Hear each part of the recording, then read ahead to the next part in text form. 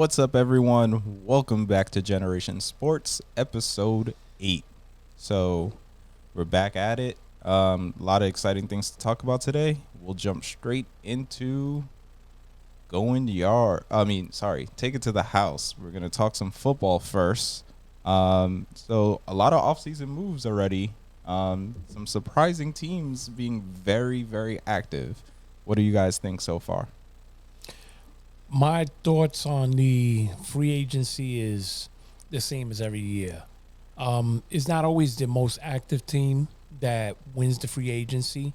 A lot of times people jump the gun and, go for the top players and everything else. But if them players cannot gel with the team that you have now, it's, it winds up being a loss. A couple of years ago, the Rams had one of the top linebackers. This guy was outstanding. The Raiders went and got him in free agency, and he was a no-show. I mean, he was terrible, and New England is making a lot of moves, and I can see why, because they didn't make the playoffs. They went and signed 2 tight ends because they want to go back to their old style of running the 2 tight end I formation, offense. But, who knows? Nobody knows who the winner is until the season starts. Some of these free agents you sign, they might get injured or they might not, pan out. And then you got yourself somebody that you paid a lot of money for a lot of years that, he's not doing anything for your team. Yeah, so you mentioned New England. I put the graphic up there. They're spending a lot of money, which typically they were usually on the more conservative side of spending. That's true. Well, the difference I see is typically they spend their money on retaining their own players. Yes, and I don't think they had the talent to put that money towards. So they went out and got players from other teams, and this is something that they don't typically do. Neither do the Giants. They made a big splash also, signing Galladay. You don't typically see them bringing in talent from other teams with that kind of, money. But, again, they don't have the players that they want to spend the money to retain. So this is the next best thing, I guess. Yeah, do you think Cam is going to be the guy? They re-signed him, 1-year deal. Well, he's got to show it now. I mean, they added a lot of talent around him. They gave him some weapons to work with. If it's not going to happen, then maybe he's not the same Cam that we used to watching. Yeah, lots of injuries. I just think that the 1-year signing for Cam, to me, it signals from New England that they're going to draft a quarterback. It may not be in the first or the second round, but they're going to draft a quarterback and get him prepped. Yeah, hey. They're going to get him prepared for to take over. I think that's what they're doing. Well, I also think they may be gearing towards next offseason where there's going to be some quarterbacks available also. Jimmy G might be available next year. The Niners need to create some cap next offseason, so he may be a cap casualty there. And one of the things that people forget about this free agency is, so when teams sign free agents, the team that lost the free agent winds up getting draft picks. Compensation. Yeah. So, for example, the Rams this year got 2 third-round picks and a 4th-round pick, which, people don't think too highly of it because you don't hear too much about it. But these guys might be the next superstars. You don't know, so the compensation that you get, that's where you got to use it to your best ability to get the best player available. Yeah, I think I definitely like what New England did. If I was a fan of New England, I would honestly, I would be surprised, but I would also be hopeful looking towards next season, because I know there's a lot of moves and all these guys might not work out together in the end, but the way New England looked last year, they definitely needed a lot of change. And I definitely think that it's worth the risk in a lot of these cases and a lot of the signings that they made. And, talking about Cam in particular, this 1-year signing, this is a prove-it year for Cam. Last season, very weird year. a really bad start for New England. Towards the end, they were showing some glimmers of some potential as a team, but like JR was saying, now they have a lot more weapons around him, so he's really gonna have to prove himself and show who he really can be. And I think regardless of whether these signings for New England or even a guy like Galladay leaving Detroit and going to the Giants, I feel like any of these big free agency moves, regardless of whether they're the best move or not, there's always going to be like a microscope on these teams when they make signings like this, because especially the Patriots, it's very uncharacteristic for them to go out and spend this much money in the offseason. There's definitely going to be a lot of eyes on them to see how it really works out for them. And they don't do this often, but maybe if it works, they might be more willing to spend in free agency. It's a little weird too with the salary cap dropping this year. What was it, like maybe 15 million or something? Yeah. And then you have certain teams that are going out and spending and that don't usually spend. Yeah. Yeah, I think it was more so how quickly the Patriots went out and grabbed people. That's true. In the past, sometimes, like you were saying, they would re-sign their guys and then kind of just wait out, ride out the rest of the talent, and then try to get a steal of somewhat problematic player before, and they're like, all right, yeah, they made trouble, in other places, but once they step in these doors with this locker room, this coach, like everything, they'll behave. Yeah. But no, this time around, they're leading the pack. Yeah. And one last thing about Cam, this really it turns out to be a win-win season for him.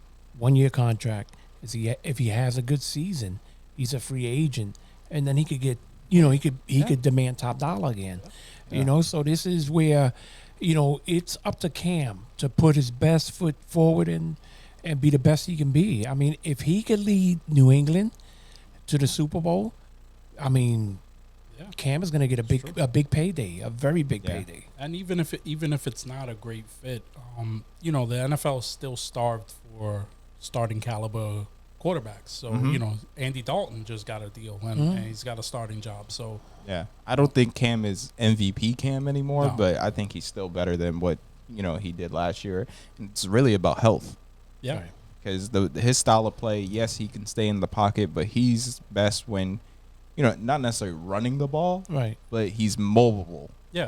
Getting out of the pocket, making plays, buying that extra time. Yeah. And the defense having to respect the fact that he can do that. Yeah. And he's a big runner. Yes. He's not one of these just speed guys. He has size, and he'll look for contact. He'll sometimes. throw his shoulder down. Yeah. Definitely. Yeah. All right, so now we'll go over to the hardwood and talk some buckets. So right now we're talking about off-season moves, and in basketball we're talking about mid-season moves with the trade deadline coming up. What are you guys thinking in that regard? Man, this is always a great time of year in basketball. Trade deadline is coming up this week, and there's still a lot of what ifs in the air, a lot of potential for moves, but not really a whole lot done yet. But I think, first of all, I want to applaud the Milwaukee Bucks for acquiring PJ Tucker. That trade was very low risk and very high reward for the Bucks. Getting rid of guys who weren't major roles in their rotation, and getting their own pick back, and getting PJ Tucker, a guy who wasn't going to stay in Houston. And I think, first of all, I think the best thing in that deal was that PJ Tucker is often a guy that you don't want to go up against. So even if he's not going to be this this major role on the Bucks team, he's one less guy that you'd have to worry about. And obviously, the Rockets aren't that good this year, and they're not going to be a playoff team. But having him on that team, that toughness, the grit, the defensive capabilities, and his shooting, arguably the best corner shooter in the league right now. They stopped PJ going to one of their competitors in the playoffs. Yeah. Like you said, Houston's not going to make it, but another team could have made that deal, and especially matching against Giannis. Yeah. Yeah. the East is very close at the top, and then it's kind of like everyone else.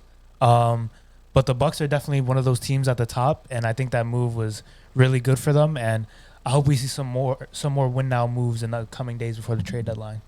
I think the other thing with the PJ move is you get a veteran in the locker room, which Right. During the playoff times, the one thing that you need is the guys that have experienced it before, and they tend to, seem like a sense of relief for the guys that never been there before, and they get them prepared and everything. They tell them how to get prepared for it and everything. Especially for a Bucks team that's been through constant heartache in the playoffs. Right. Having a guy like that is really valuable. Now, the way I look at the trade deadline is Christmas in March. Okay.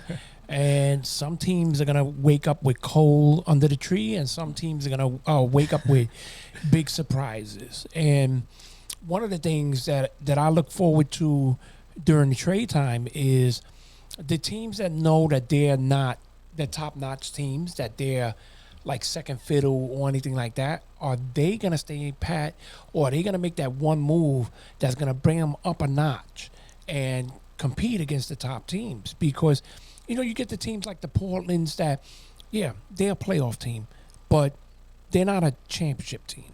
Will they make a trade to put them up in that level where now, the teams like LA and the teams like both LA teams and the Denvers and the Utahs are saying, wait a minute, we got to watch it, because now they got Dame Dollar and they got, a couple of other big superstars that we got to be careful, because this team is a threat. So that's what I look forward to, is the teams making a trade that to get them up that notch, to put them in that place where they get the attention of the top teams. Well, to add to the PJ Tucker thing, this is them pretty much making up for that Bogdanovich trade that fell through. Adding a guy that plays forward, who can shoot, he's a better defender than Bogdanovich too. Yeah. So this may actually be a blessing in disguise that trade fell through and they were able to get this one. And also in that trade, they were given up Dante DiVincenzo, who's been a really big piece for them so far this year. I liked him even in college. Yeah. Also, he's a versatile defender. He can defend multiple positions. So that only helps keep Giannis out of foul trouble and stuff too. As far as trades this year, I think it could go either way. Like we can see some big names move, or we may not see much. You have so many teams that are still like in the bubble, still like fighting for positioning, and you have the extra teams in the playoffs this year. So some more teams may feel like they have a better shot, so they're not ready to sell. So and the trade deadline's right around the corner. So it's kind of tough. I think with that being said, I think some of the top teams in both East and West, they're pretty much set with their rotations. Mm-hmm. So if they make any moves, it's going to be more of like a role player, like a PJ. Yeah. I don't think anything big. Shoring up the bench more than anything. Exactly. I think what's more interesting is some of the teams on the bottom half on that playoff, the 6 through 10 seeds that are, is it worth, trading an asset to try to get better to get into the playoffs? Or do you just, play out the rest of the year and wait for the draft? And if you play well in that, play-in series, however that's going to work this year, you make it, or if you don't, you don't. You're not going to, extend yourself too much. I think that's going to be interesting, like our Chicago Bulls. Yeah. Do they make a move? What type of move do they make? Are they a seller and trying to, trade off one of their assets for some future picks? Or do they make a move that is going to make them better immediately to try to sneak into the playoffs? Well, they just made a move recently, benching Kobe White and Wendell Carter, because they're trying to make a playoff push. And the two players were struggling at the time, so they put them on a bench, and they are seriously trying to make the playoffs. I mean, they haven't made the playoffs in quite a while now. So, do they make the trade to push them in that level to get to the playoffs? I mean, Who knows? But I know they already started by changing their starting lineup. Yeah. Do they add the piece or do they trade Thaddeus Young, who is, a hot ticket on the trade market right now? Yeah, me personally, I think the Bulls definitely have some potential in making moves, but another team in that lower half of the East right now is the Boston Celtics.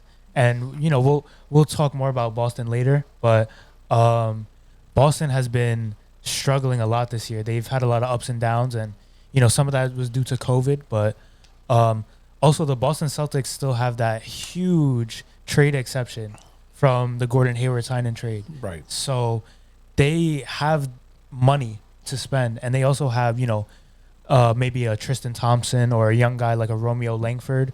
If they need some extra cap to make a deal for a player that can really bolster their bench, or even a potential starter that could bring them over the edge and sort of revive their season. Well, Boston's more of a win now team anyway. Yes, they have young pieces, but they're a contender, and they should be a lot higher than what they are right now. But the way they've been struggling, they might have to make a move to prove to the other teams in the East that they're legit contenders. Exactly, yeah. They definitely, I feel like they definitely have to make the moves, and I think Ainge is probably on a little bit of a hot seat right now. Yeah, because he's always been reluctant to trade his picks. And he's made so many great moves, but they really haven't nothing to prove. Yeah, they have nothing to show from that.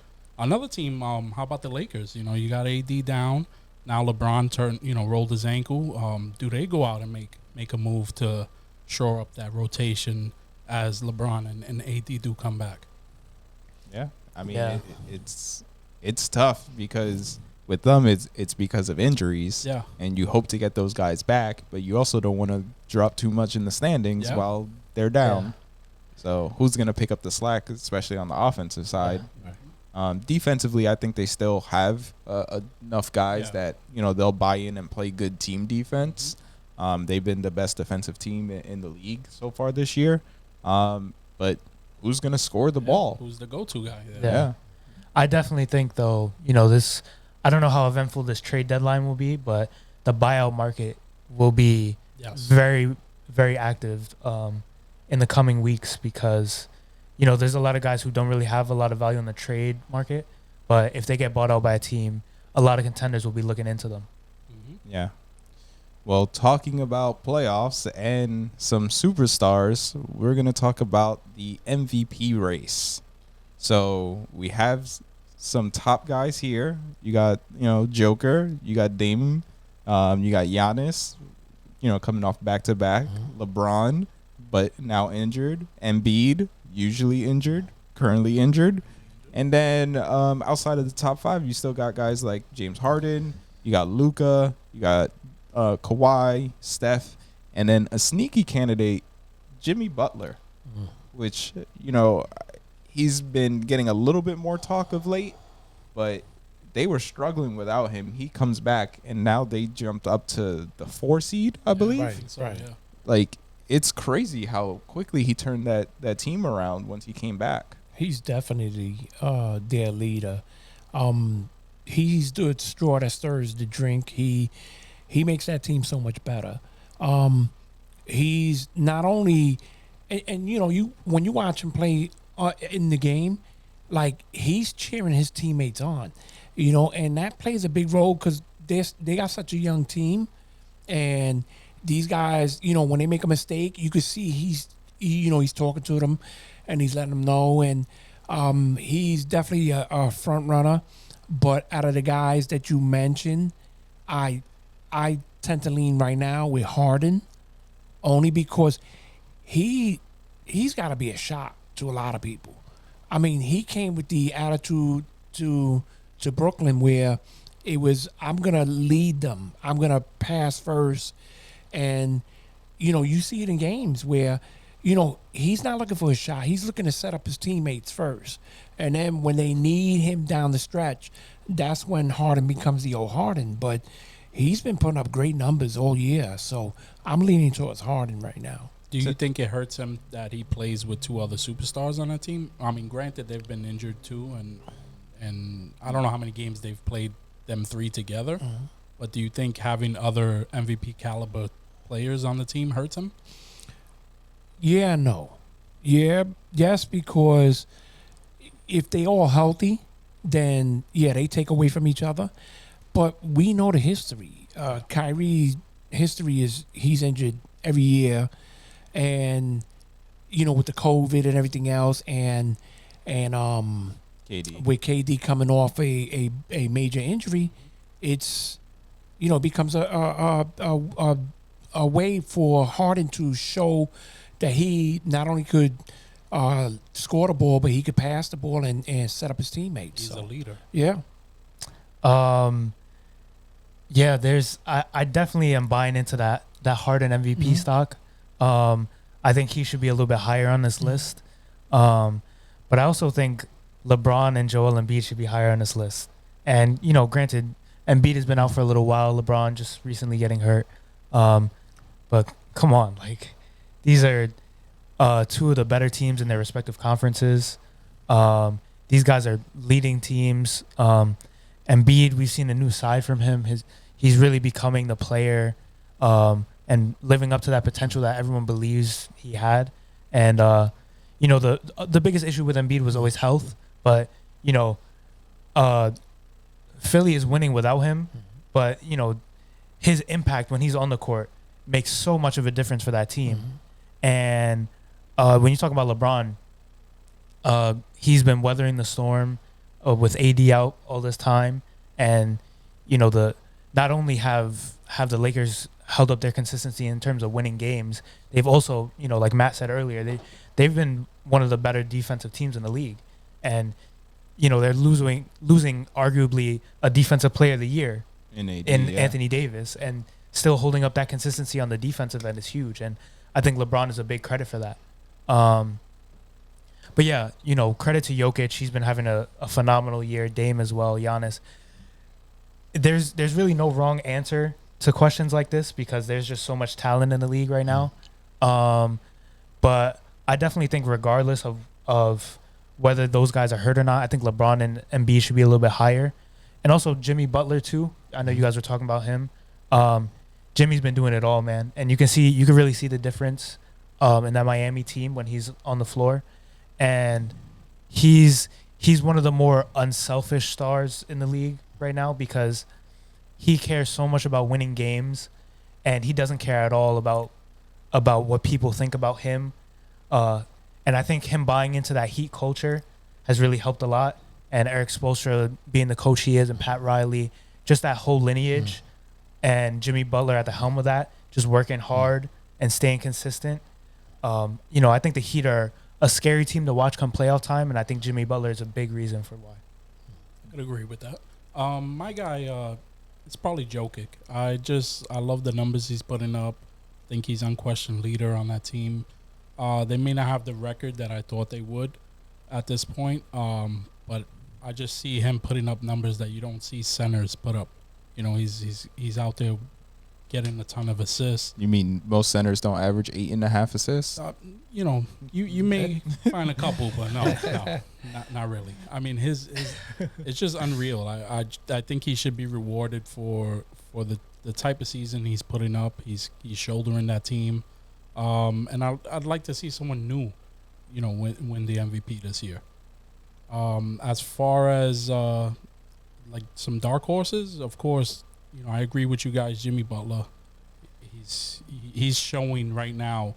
See, the difference between him and Embiid is Embiid went down and the team really hasn't missed a beat, whereas Miami looked like a totally different team without Jimmy Butler there. They were scrapping to make the playoffs without him, and now they're fighting for home court advantage in the first round. So that's huge. Big turnaround. And I love Harden. I love the way he changed his entire play style and fit that team and made that team better. They're fighting for the top team in the East right now, and I think it's all because of him.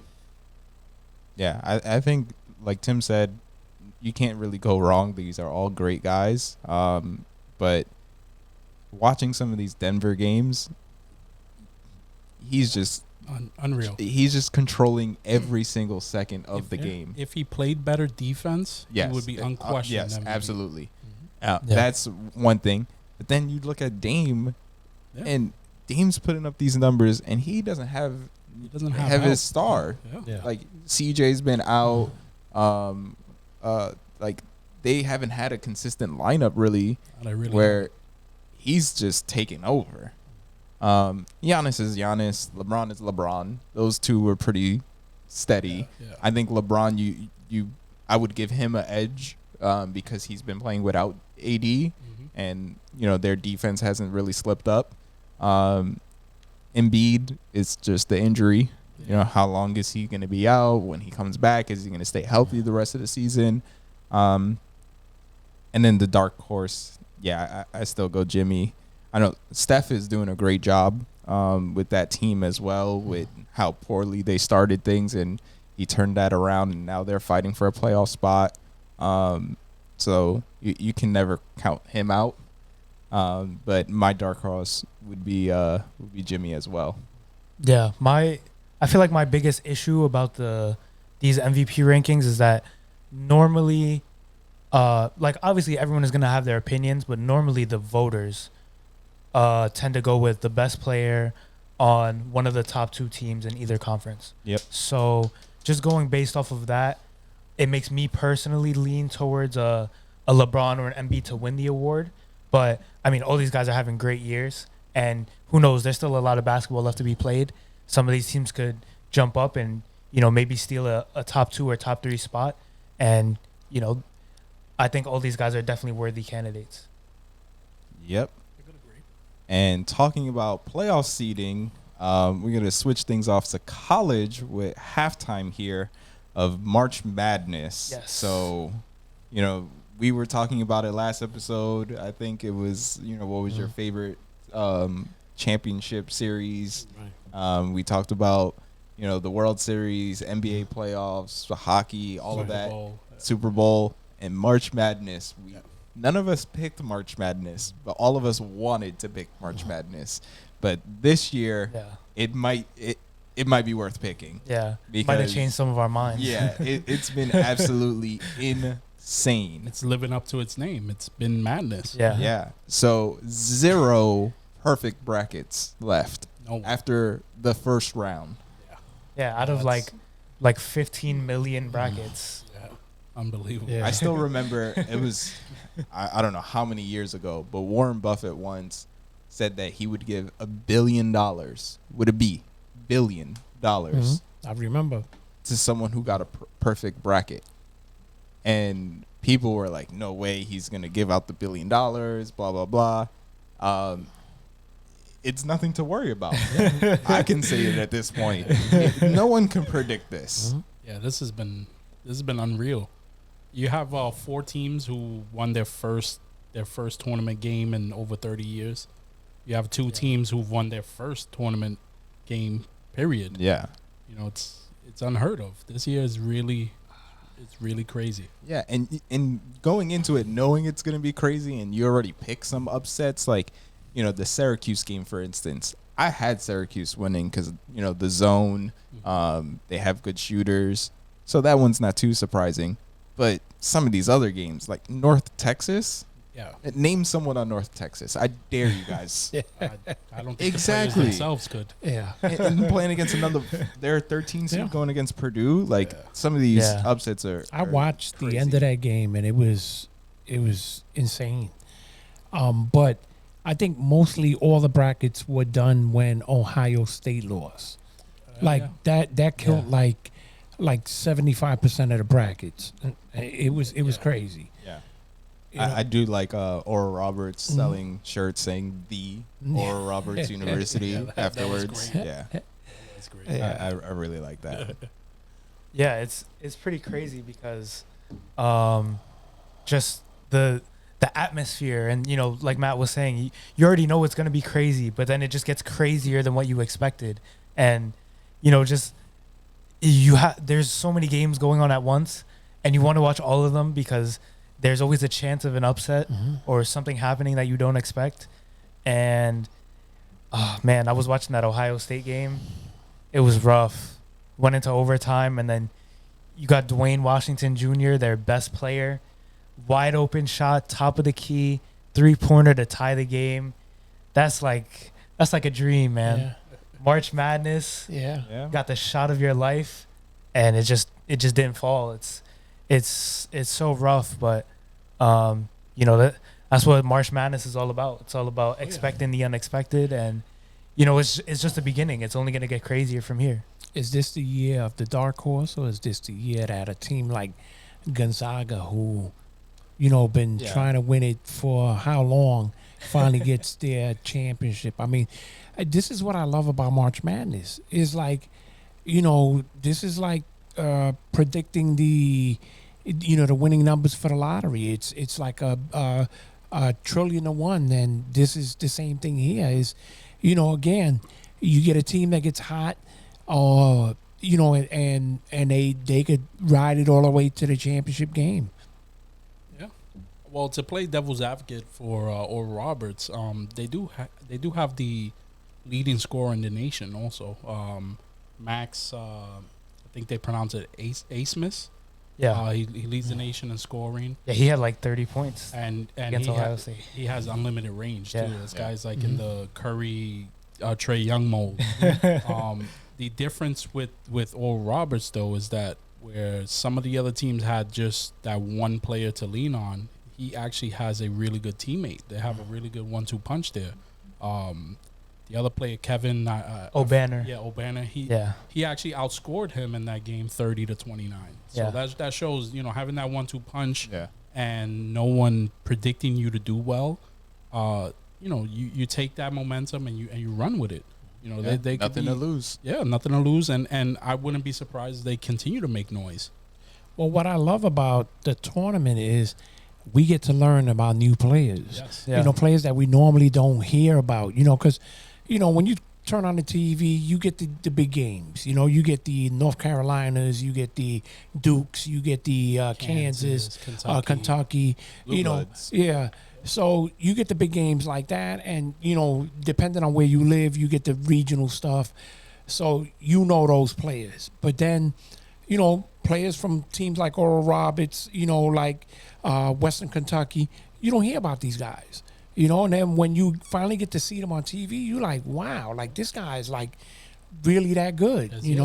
There's other talent out there. Yeah, and more so in college than it is in the pros. It's about the system too. Yeah. And playing well as a team. Mm-hmm. Obviously to an extent in the NBA as well, but in the NBA there's so much talent. It's a different game. It's spacing and all of that. Where in college, you look at a Syracuse as an 11 seed, but that zone, a lot of teams aren't facing that zone. Yeah. Then even Iona, I know they didn't win, Right. but they were in that game until late in the second half. Yeah. And they're a 15 seed. Mm-hmm. So like against Alabama, Yeah. who had a great season, but they played really, really good defense. It's just they didn't pull it through. But that was even a good game. Upset alert watch. So you really see the different systems, and some of the big conferences aren't looking too pretty right now. Yeah. Big Ten, Big East, ACC struggled. Yeah. Like, Pac-12 has been perfect though so far. oh, okay. So, shout out to them. UCLA came out of that True. that play-in game, and Yeah. they put in work. Even last night, they put in Yeah, some they work. did. Yeah. Yeah. So it's very surprising. Hopefully more madness, and we'll probably talk about this again next episode with some more craziness, and hopefully we can go a little more detailed because it will be less games instead of being all over the place. But this first round, I don't think they could ask for anything else. Yeah.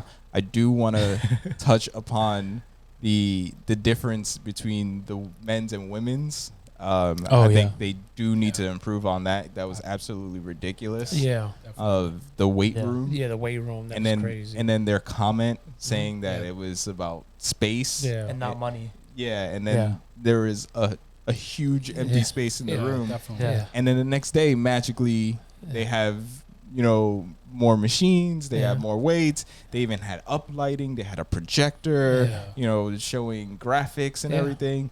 how does that turn up overnight? And it's a bit ridiculous that it took for a player, a student athlete, to call them out on this too. Yeah, and there was even discrepancies about like the food and the other facilities and just everything was gift bags. Yep, the gift bags. So I think that's something, as much as we love March Madness, we need that equality. Yeah, definitely. It's absolutely ridiculous. Right. Agreed. All right.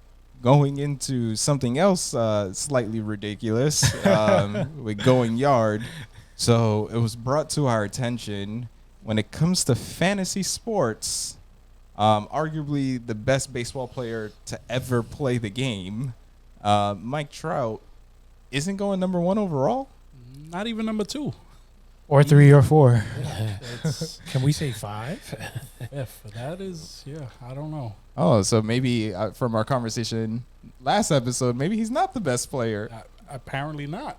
I don't know. I guess people are using his bad 2020 and bad quotation marks because it was still a really good year for any normal human. Yeah. What did he finish? 5th or something in MVP? Oh, maybe that's why he's being drafted 5th. Well, you're gonna hear it here first. I'm picking Mike Trout to be the MVP this year. I agree with you. I mean, that's not going too much on the limb. Yeah. But he finally has, what's the odds on that one? well, the thing is, he has a chip on his shoulder now. You know, Yeah. people are sleeping on him because of not even a half of a season that was down.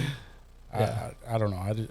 I can't see there being 4 players. But he commented sometime this year in regards to making some adjustments to his swing, something that he found, that he was doing different last year or whatever.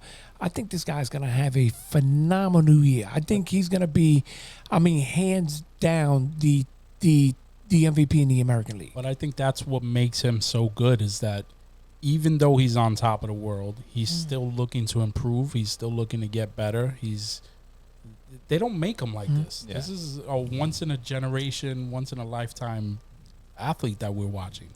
And I just want to say, fantasy sports is different than real life. Oh, yeah. Because you might want a guy who, gets even though more Trout does stolen everything, bases. but maybe someone like Mookie Betts steals a couple more bases than him, and blah blah blah, and that equals more fantasy points. But it's still ridiculous to not have Trout. Yeah. I just want to say, all you Joe Sherman fans out there, like, let's relax a little bit, all right? Like, come on.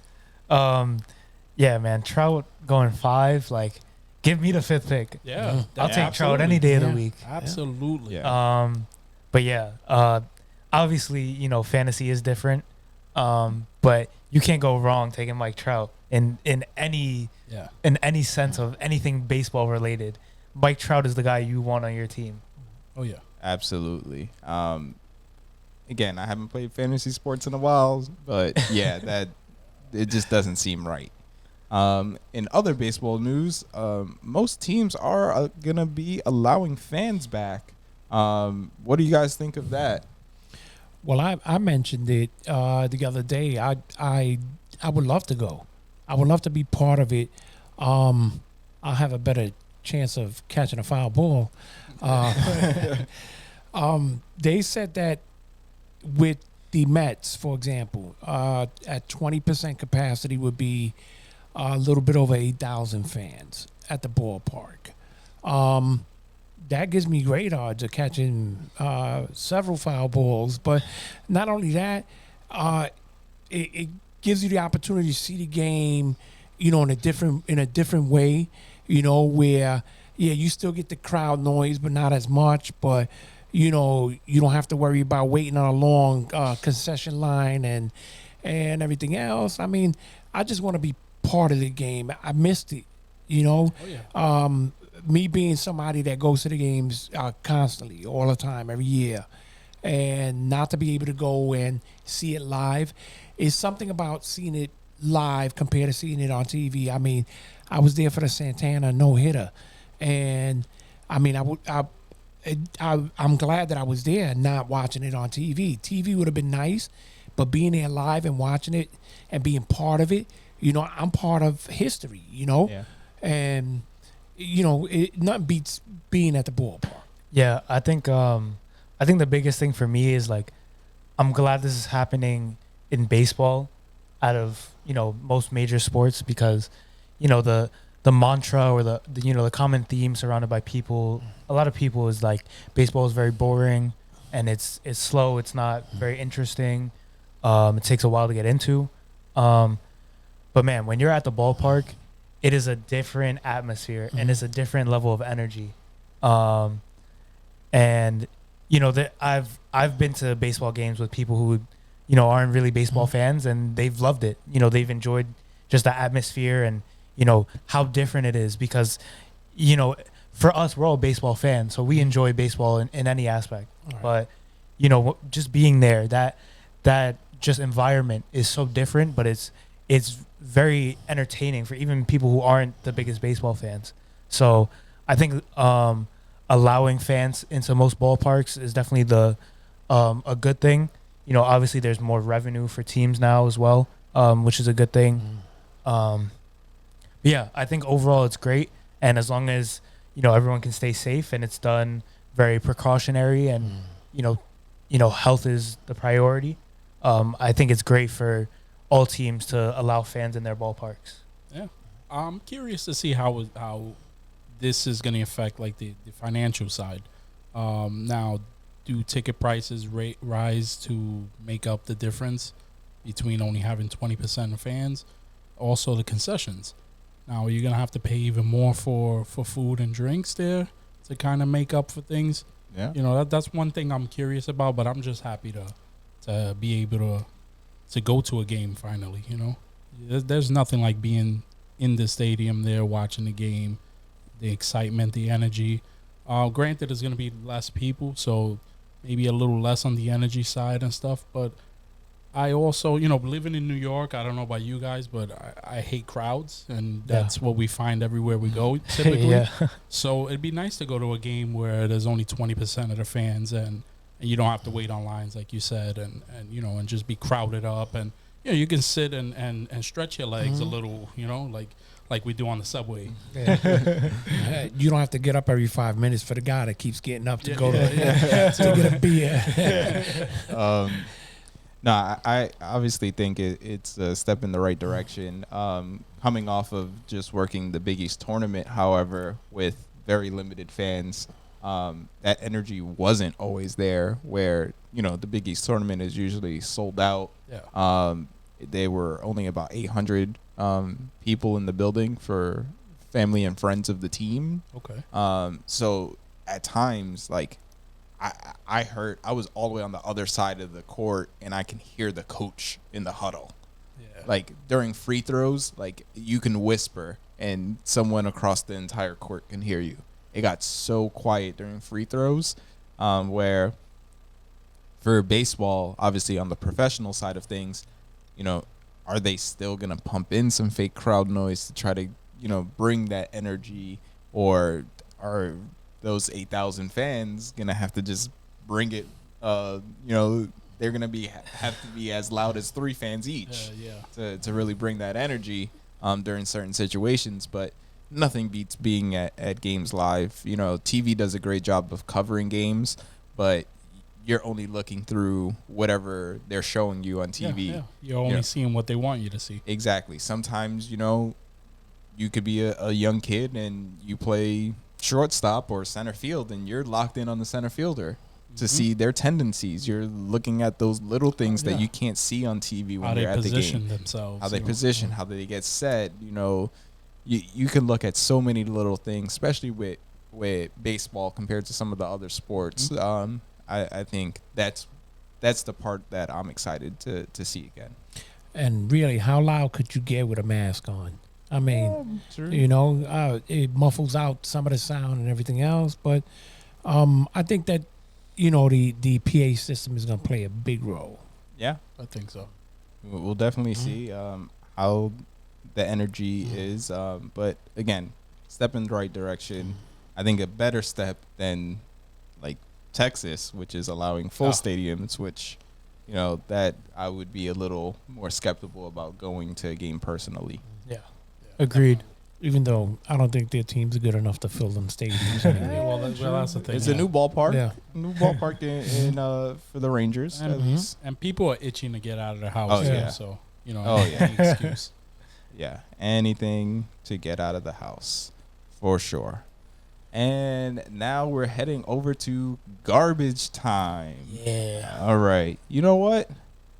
I'll start things off this week for garbage right. time. Let's do it. So, for those of you who do not follow me personally on social media, my wife and I are going to be having twins. Yeah. Thank Congrats. you. Thank you. So with that being said, my garbage time question this week is, who are the best twin athletes? So who wants to start off? I'll start off. I'd like to go with the Lopez brothers, Robin and Brooke Lopez. I think that they had pretty successful careers in the NBA. One of them played for one of my favorite teams, the Bulls, Robin Lopez. And I like the way Brooke Lopez kind of reinvented himself in his second half of his career. Yeah. Became more of an outside shooter and stuff. 7-foot shooting guard. Yeah, 7-foot shooting guard. And the longevity of them playing, they've played a lot of years so far in the NBA, and they've been rotational players too. Robin not so much anymore, but I think as far as twins, they have to be up there. Yeah. I'll stay in the NBA for mine. I'm gonna go with the Morris brothers, and Marcus and Markieff. They went to college together. They got drafted within a couple picks of each other. They ended up being teammates in the NBA as well. Their story is like so crazy how they've just always found a way to be around each other, at whatever level of sports that they're playing at. And they're both really solid players, and they're both playing in LA. Now they're kind of rivals. So that little brotherhood, but also like competitive nature is really nice to see. But I think Marcus and Markieff are my favorites because, man, they even got the same tattoos. Yeah. Like, tattoos. Yeah.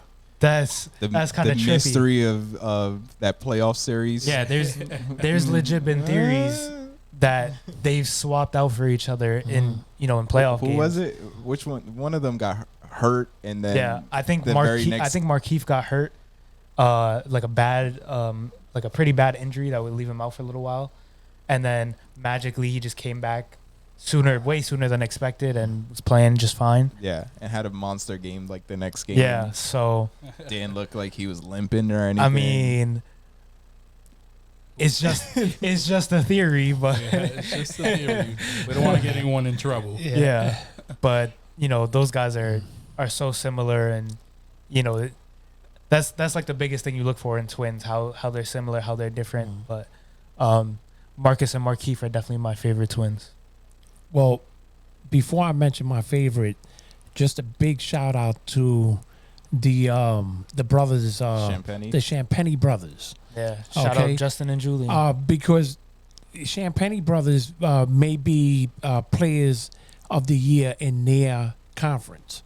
So, shout out. We know them since they were younger, so shout out to them. But my pick is the Barber brothers, Rondé and Tiki. One on offense, one on defense. Both of them were all-pro players. Tiki was one of my favorite Giants. He I love the way he ran the ball. Excellent ball player. And then Rondé was a cornerback for Tampa, and he played tough football. And these are two guys that when they stood next to each other, you couldn't tell the difference between who was who, So Great eyebrows, Yeah. too. They have great eyebrows. Luckily, the picture I have in the graphic, they're wearing their uniform. I can tell them apart. On my side, I think those are probably the three that I would go with as well. But I want to bring up Lundqvist, who I didn't know was a twin until I did the research, and I think he was probably the best out of this group of athletes we have.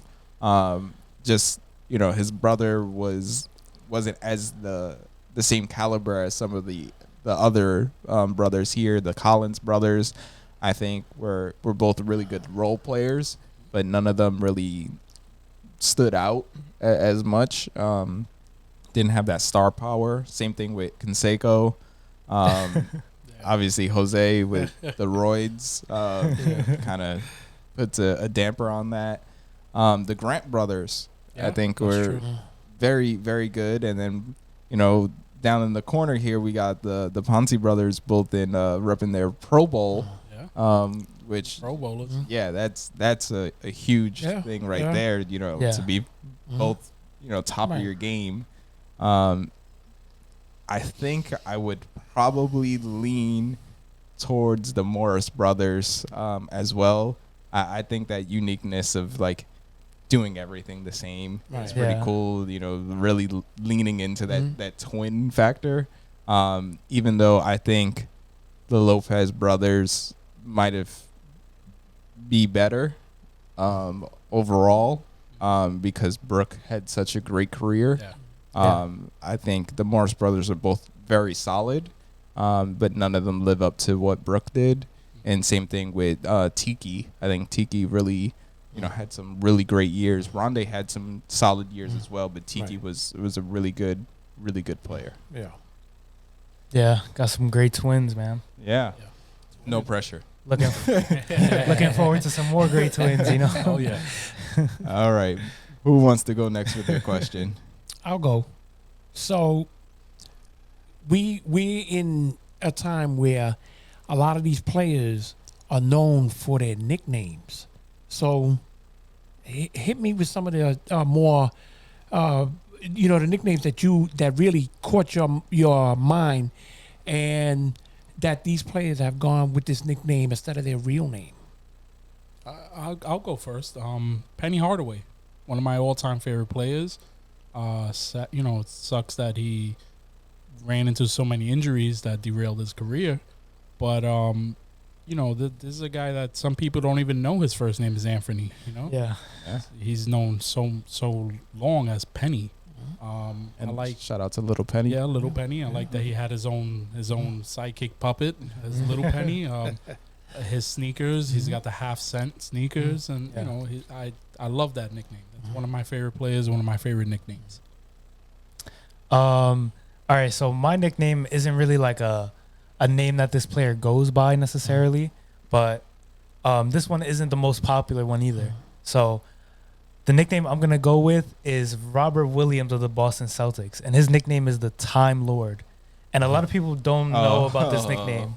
I heard, but Robert Williams got this nickname because recently, like after he was drafted, he had like some press interviews and some practices, and he always just seemed to be late to everything. So he just got donned the Time Lord. And that nickname has just stood with him. And if you look at a guy like Robert Williams, who's been a bright spot for the Celtics, even though they've had a rough year this year, if you look at a guy like him, like the Time Lord, it just doesn't really make sense. But if you know the backstory, it's really cool, and it just goes to show you that like any little thing can stick with you forever. Yeah. Especially like in the world of sports, like you have such this big profile, so like. Just a little thing, just being late to like a practice or an interview or something like that, and you're forever known as the Time Lord. That's just so cool. That is pretty cool. He had a monster game recently too. Yeah. I thought you were going with another basketball one, but that was a good one. I'm gonna go with AK-47. Okay. I think that's just the coolest nickname, just named after the gun, like and just his initials. his initials, his number, like yeah. Obviously where he's from, like all of that, the layers to it, I think is just fit perfectly. I think that was one of the coolest ones that just going by AK-47. Right. For me, there's so many. I mean, you got Pistol Pete, you got Spud Webb, you got Kung Fu Panda, you got Air Jordan, you got the King. I mean, The Fresh Prince. Yeah, the Fresh Prince. There's so many out there, but I mean, I really tend to lean to Kung Fu Panda. When you look at him, I mean, he looks like the character. Yeah, he really does.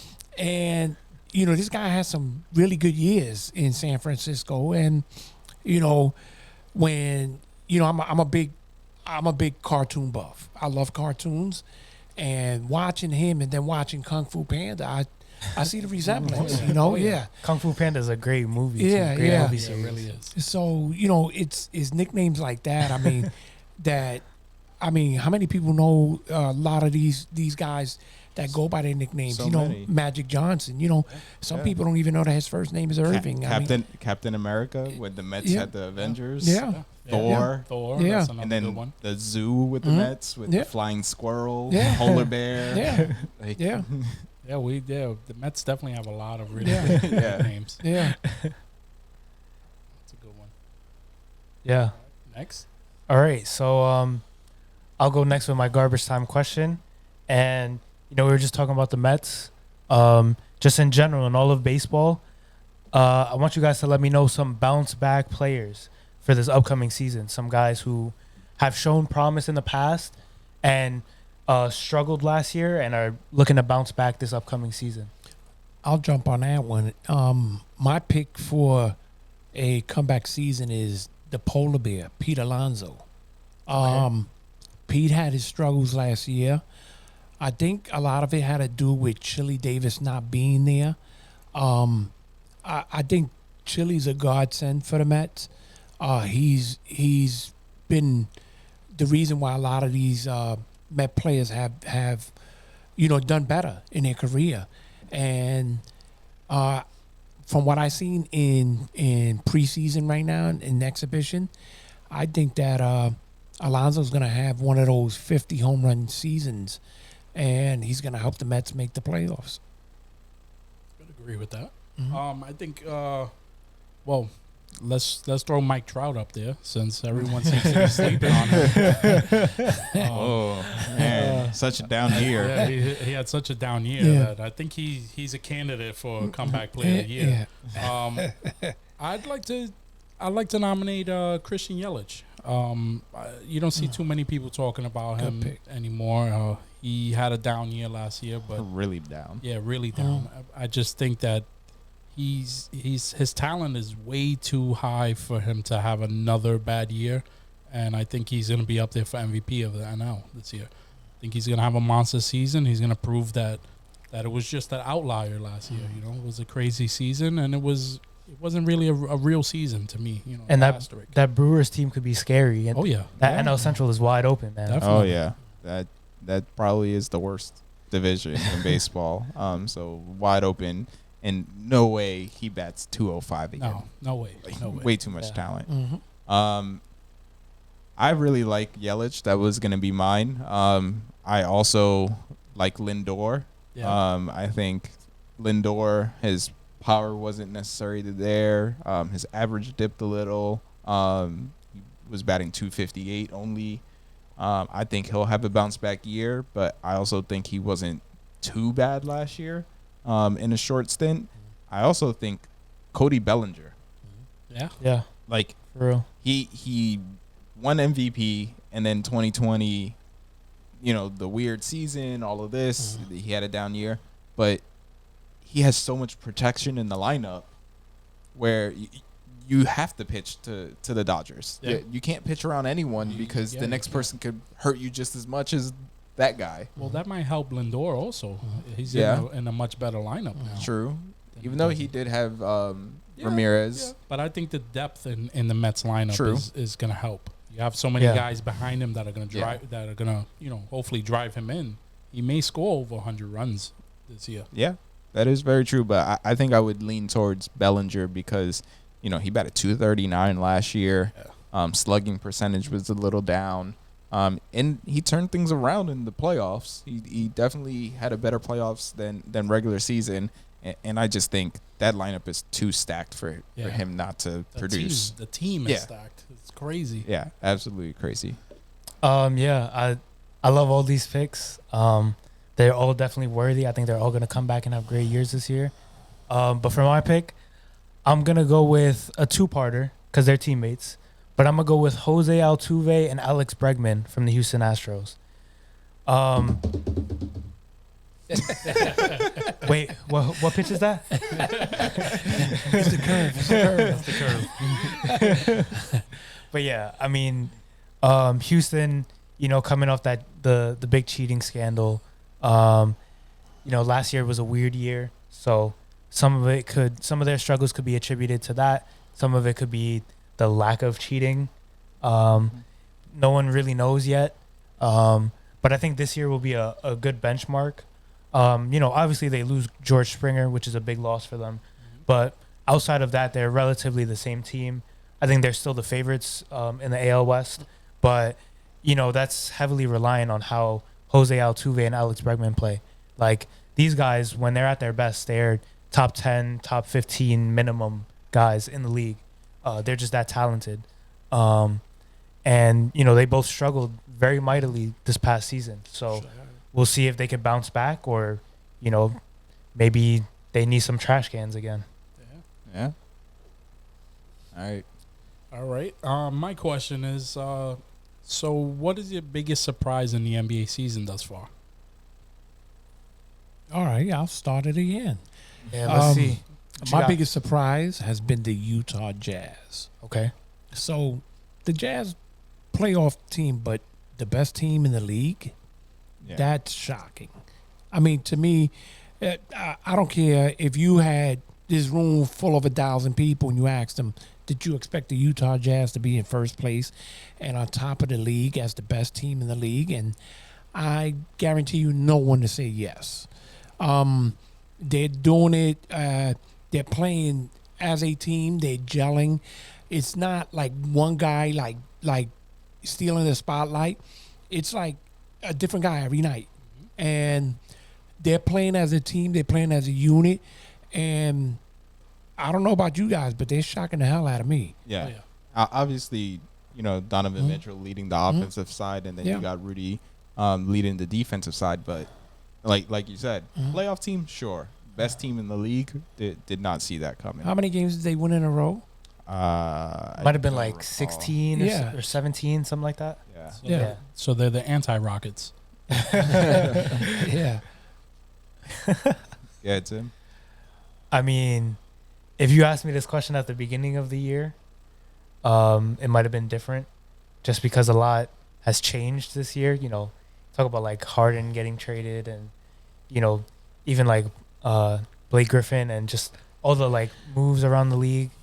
But man, there's a lot. If I had to choose one, I'd probably say the struggles of the Indiana Pacers. And I don't think anyone really expected the Pacers to be like a top team in the East or anything like that. But man, they have a lot of talent.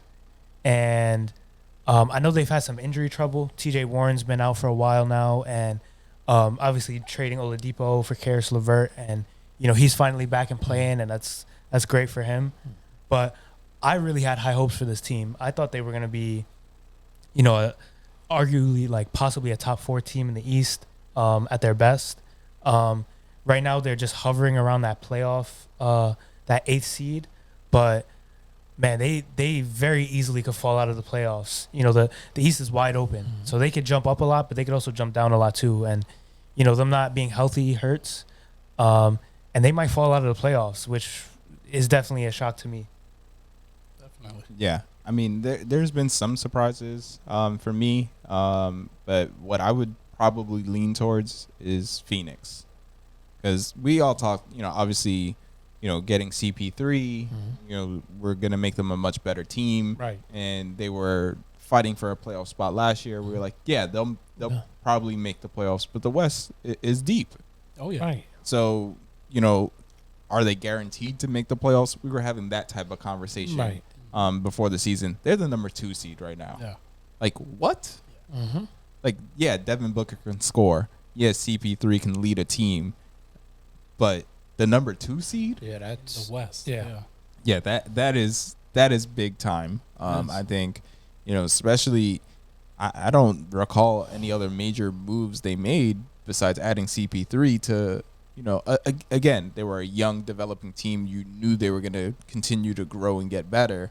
But yeah, I'm shocked that for them to be ahead of both LA teams. Yeah, to make that kind of jump. Yeah, that kind of jump is huge. Hopefully they can, keep it going and make a run in the playoffs. I think that would be really good for the NBA. But does that say what kind of a leader CP3 is? Absolutely. I mean, these young players, when you get a guy that's been there before and knows how to get there, and he pulls them to the side and he schools them, it could make the difference. You could get a guy that was, so the first year as a rookie, and then you turn this guy into, a bona fide all-star the next season because of your leadership. So it speaks a lot for him. Well, I think the last 2 seasons have really cemented CP3 as one of the best point guards of all time. Mm-hmm. Yeah. For him to lead that Thunder team to the playoffs, and now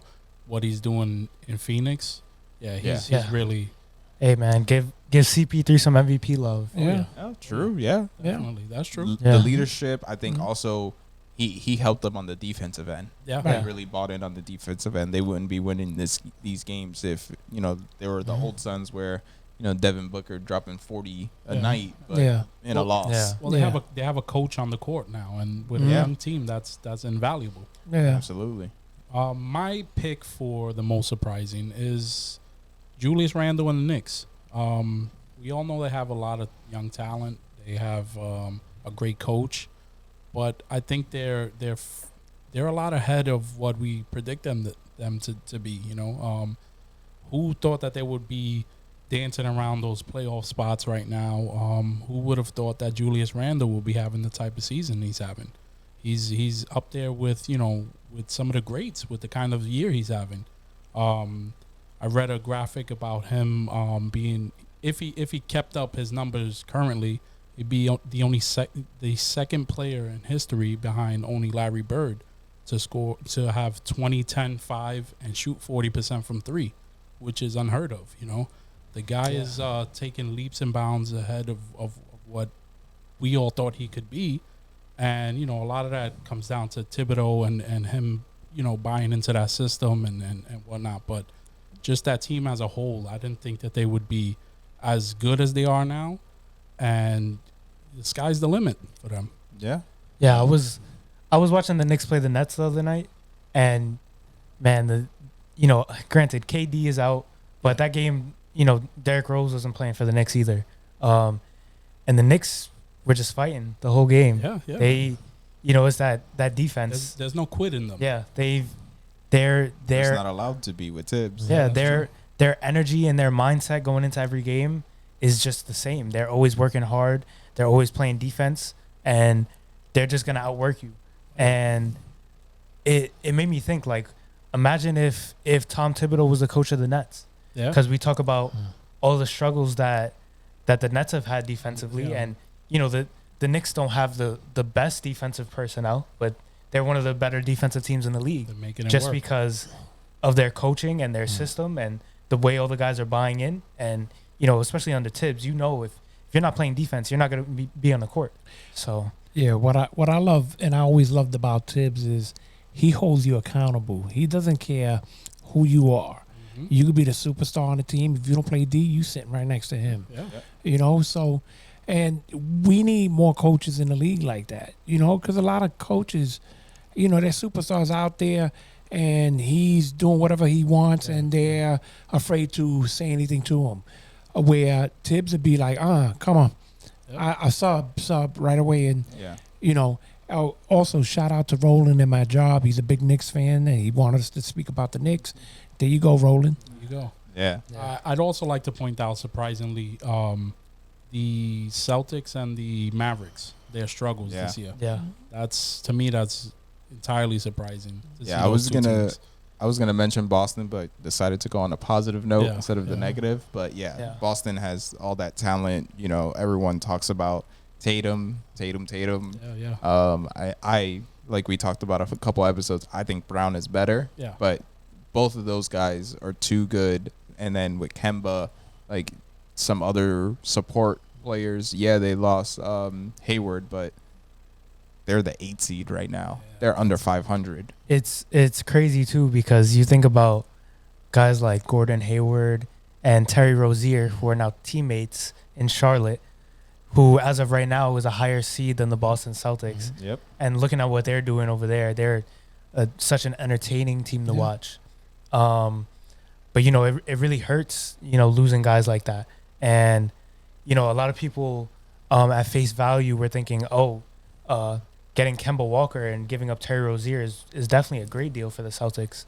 And you know, it's a little bit more debatable now because of Kemba's struggles to stay healthy, and you know, being in and out the lineup, you're not always going to be the same consistent player you've always been, and losing Gordon Hayward's presence, you know, as a playmaker, as a facilitator, as a you know, even being a forward.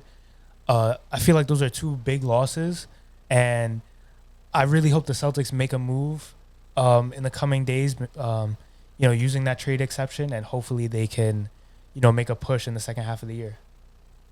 Yeah, we'll definitely see. But thank you everyone for tuning in to episode 8. We'll be back again in 2 weeks. Until next time.